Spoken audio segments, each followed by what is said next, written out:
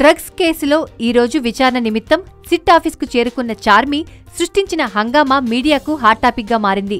ఒక సినిమా ఫంక్షన్కో లేదంటే ఒక షాప్ ఓపెనింగ్కు వచ్చే విధంగా చార్మి కొంతమంది బౌన్సర్లతో హడావిడి చేస్తూ సిట్ కార్యాలయానికి రావడం మీడియా కెమెరాల దృష్టిని ఆకర్షించింది.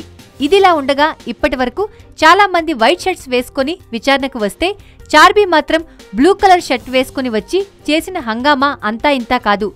ఏకంగా ఒక సిట్ అధికారిపైనే కంప్లైంట్ ఇవ్వడం చార్మి ప్లాన్లో భాగమంటున్నారు సినీ వర్గాలు.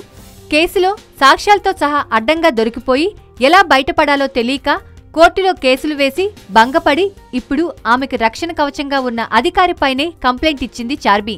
అంతమంది జనాలు, మీడియా, పోలీసులు, ఆవిడగారి పర్సనల్ బాడీగార్డులతో ఆ ప్రాంగణం కిక్కిరిసిపోగా చిన్న తోపులాట జరగడం, అప్పుడు చార్మిని రక్షించే క్రమంలో పోలీస్ అదుపు తప్పి ఆవిడను తాకడం జరిగింది. అవేవీ పట్టించుకోకుండా సెంటిమెంట్ కొట్టేందుకు చార్మి ఆ పోలీస్ ఆఫీసర్పై కంప్లైంట్ ఇవ్వడం చార్మి దాదా సిగ్గుమాలిన పని అంటూ సోషల్ మీడియాలో చర్చించుకుంటున్నారు.